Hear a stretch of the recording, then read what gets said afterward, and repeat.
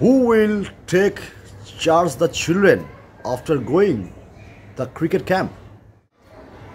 Is your child learning proper cricket at a cricket camp?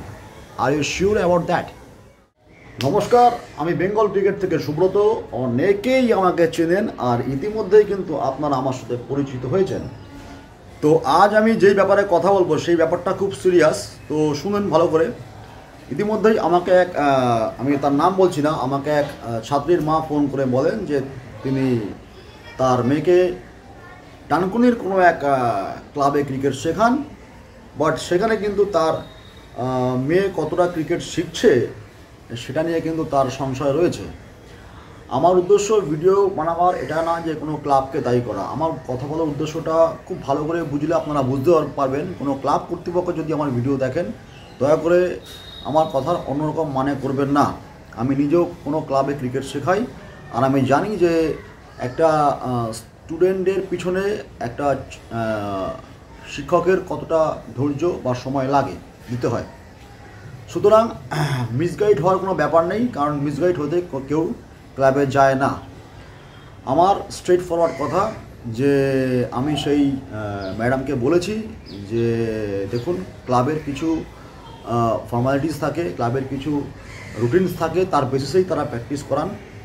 যদি আপনার মেয়ে আমার ক্লাবে এসেও প্র্যাকটিস করে, তারও কিছু রুটিনস থাকবে এবং সেই রুটিনের মাধ্যমে কিন্তু সে প্র্যাকটিস করবে। তো বেসিক্যালি এটা একটা আইসিসির ফরম্যাট, এটা রুটিনেই চলে সমস্ত প্র্যাকটিস, এটা আপনাদের মাথায় রাখতে হবে।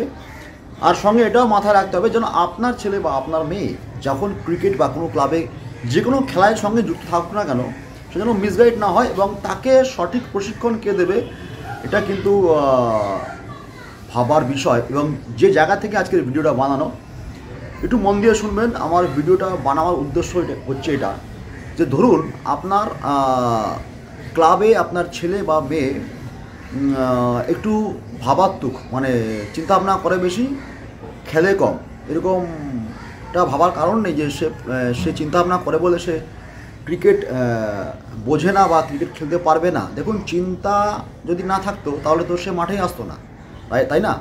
তাই চিন্তাশীল হওয়া দরকার।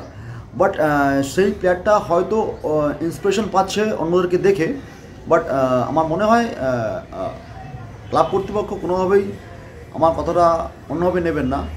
আমার যেটা মনে হচ্ছে সেটা আপনাদের সঙ্গে শেয়ার করছি। জাস্ট মনে হয় সেই স্টুডেন্টের প্রতি একটুখানি বেশি টেক কেয়ার নেওয়ার দরকার আছে, তাকে অবজারভেশন করার দরকার আছে। সেই ছেলেটি বা মেয়েটি অ্যাকচুয়ালি কী ভাবছে বা অ্যাকচুয়ালি কোন লেভেলের সে প্লেয়ার হতে চাইছে।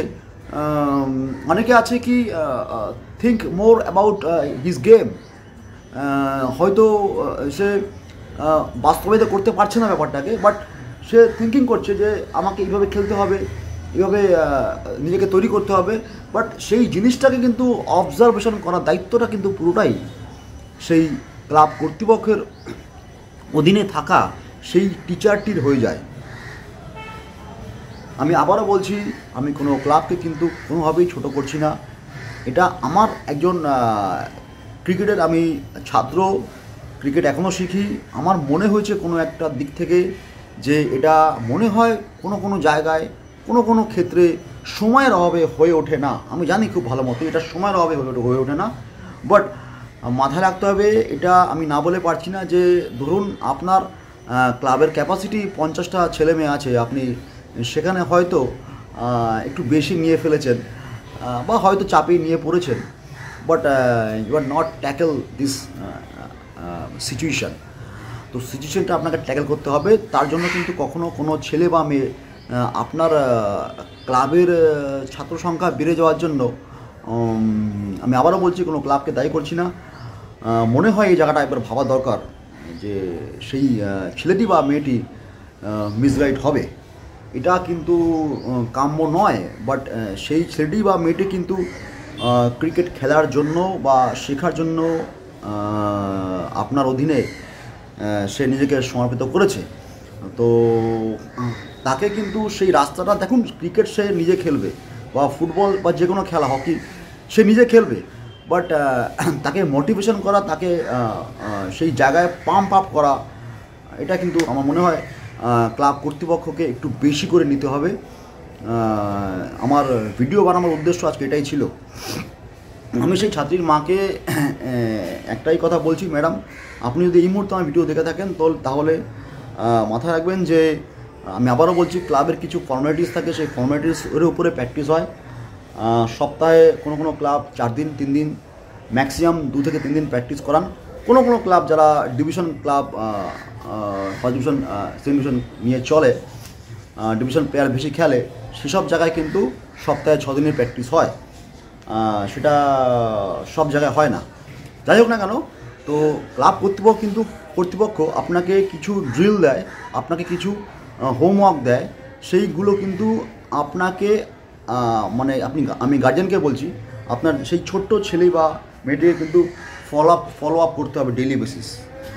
যদি ডেইলি বেসিস এটা পড়াশোনার মতো করে ফলো আপ না করাতে পারেন, তাহলে মাথায় রাখবেন যে আপনি যেরকম পড়াশোনার উপরে জোর দিচ্ছেন, সেরকম খেলাধুলা যদি শেখাতে চান, তাহলে কিন্তু সমানভাবে পড়াশোনার মতোই কিন্তু খেলাধুলাটাকেও কিন্তু জোর দিতে হবে।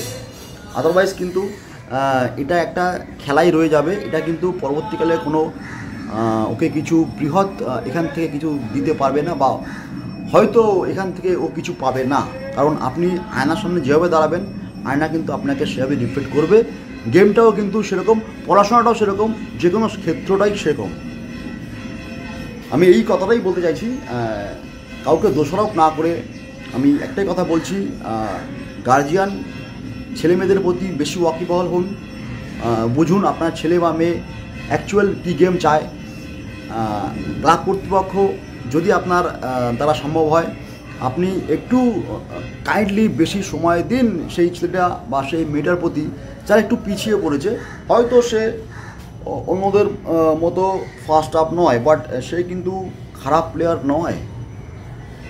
এটা আপনি ভাববেন না সে অন্যদের থেকে একটু রানে স্লো আছে, একটু লেজি আছে, বাট ফিজিক্যালি ফিটনেসটা সব কিছুই ম্যাটার করে। বাট সে যে খুব একটা আগে গিয়ে একটা ভালো প্লেয়ার হবে না, এটা কিন্তু আপনি বলতে পারেন না। এটা আমরা কেউ বলতে পারি না যে সে হয়তো আগামী দিনে অনেক বেটার ক্রিকেট খেলতে পারে।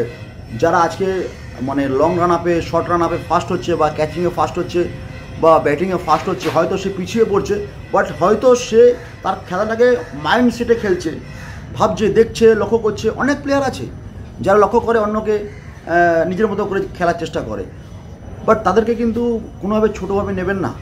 তারা কিন্তু লক্ষ্য করে সেই জিনিসটা অবজার্ভ করে কিন্তু জিনিসটাকে মানে বাস্তবিত করার চেষ্টা করছে কোনো একটা জায়গায়।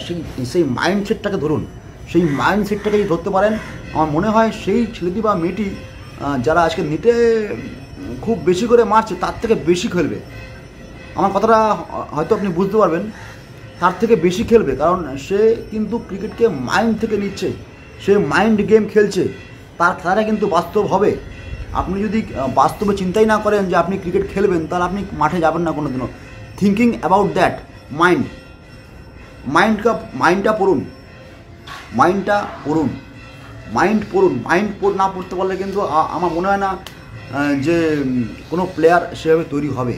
কারণ প্লেয়ারের মাইন্ড পড়াটা কিন্তু খুব একজন টিচারের জন্য খুবই ভাইটাল। আমি আর বেশি কথা বলে সময় নষ্ট করবো না আপনাদের। ধন্যবাদ। আশা করি আমি বোঝাতে পেরেছি আজকের ভিডিও উদ্দেশ্য কী।